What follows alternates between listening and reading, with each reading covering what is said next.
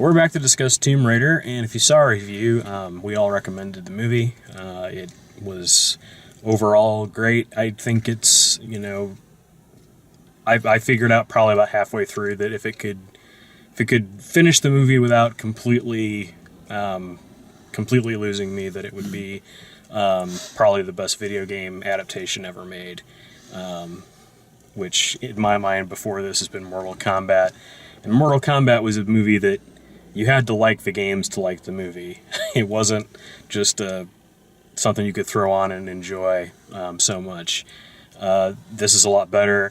You have stellar acting all the way around. Alicia Vikander, of course, as Lara Croft. Then you've got Dominic West as her father.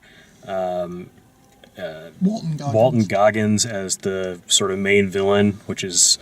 I will see anything Walton Goggins is in. I will watch paint dry on his face. He's amazing. And then Kristen Scott Thomas is set up to be the villain in the next movie, which people that have played the video games knew that she was behind it all along, that she was behind Trinity the whole time. Okay. That's one of the things that you would have known if you'd played the games.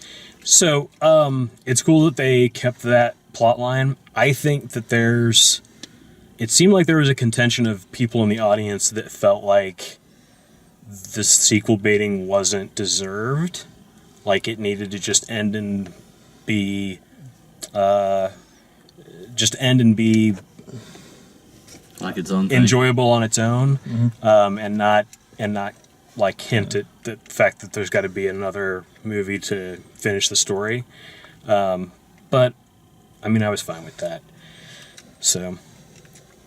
I did find that just a little bit annoying, but to balance it out, it's like so many movies do that now. So it's not unique to this one, but, Right. I always get a little bit of an eye roll feeling when you get the obvious kind of sequel bait.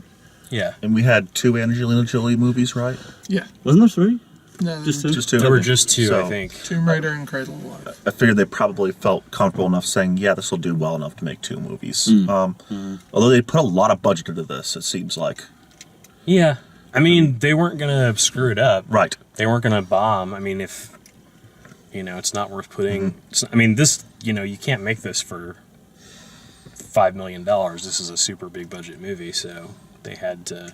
They had to want it to go right. I like that they didn't blow all that money on actors, because it's not like there was some real kind of, like an Angelina Jolie type A-lister, $15 million a movie type thing. I mean, more of the money just got put in the actual movie. The top 4 actors are not bad actors, though. I mean, Right. they're really good. No, really I mean, good talent-wise, but I mean, not like huge, Yeah, they didn't hire Meryl Streep. Where all the and money Tom just goes Hanks on or that, something. So I'm glad they were able to just put it into the movie. And performance-wise, nothing felt like cheesy or bad in any situation here. The dialogue got a little cheesy and bad, I think, towards the end. But the actual execution of it was great. Yeah. So I thought it was fine. One of the things about the new video game series is that they're rated M, and you see Lara get hurt pretty frequently.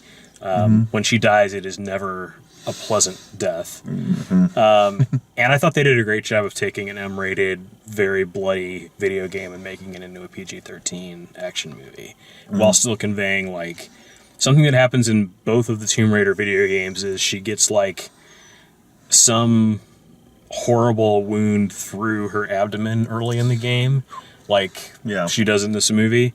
So, it's cool that they kind of brought that in there. Right. But again, I didn't feel like I was just watching someone play the video game. It was its own thing. Walton Goggins as the villain, he is so expressive in his face. He just conveyed such menace throughout. I loved his performance. I can't imagine who they can get to replace him in the second movie. Yeah. I know who they're leaning, who's going to be the overall villain, but they've got to have somebody that is charismatic. Well, and I could see, too, where there were a couple of times where they edited around Kristen Scott Thomas, where she started to change her expression and they would cut away from her. And I think there's probably versions of some of her shots where it's more obvious that they're saying she's the villain. Earlier? Yeah, earlier in the movie than we see it. because there were some kind of quick cutaways from her that were like, yeah, we don't need to tell the whole audience yet that. Because as the way it is cut, there's not a whole lot to tip that off before she signs unless the you've paper. played the games, then it's Gotcha. freaking obvious. Yeah. Like, as soon as like you see the word Trinity, it's like, yeah, I know what's going on here. Man, I really enjoyed the movie. Some of the action sequences were straight out of the game. She runs a lot. She does.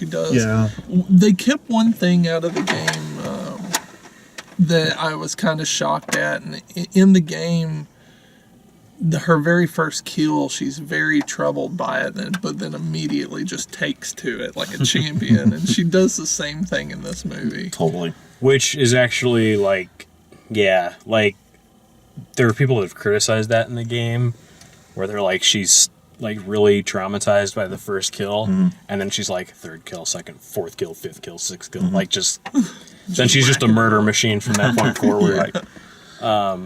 But I mean, you don't have time to do more than that in a 2-hour movie.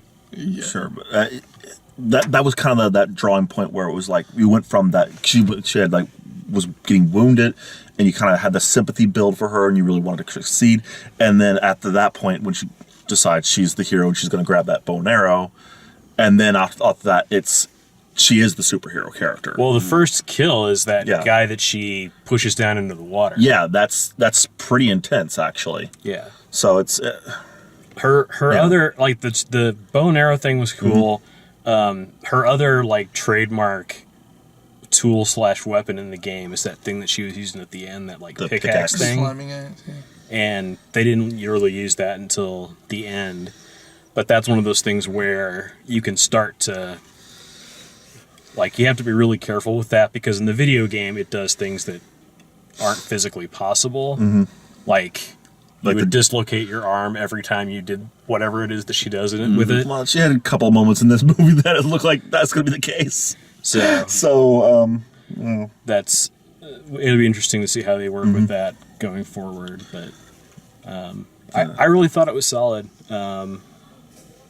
I really thought it was solid. I think it was maybe presumptuous to put a sequel bait ending on the end of it. Those are things they could have explained in the setup for the next movie, but I still was happy with it. So Solid action flick. Yep. So that's Tomb Raider. If you like the way we do these, please like the video, subscribe, check out all the written and video reviews over at dalemaxfield.com, and thanks for watching.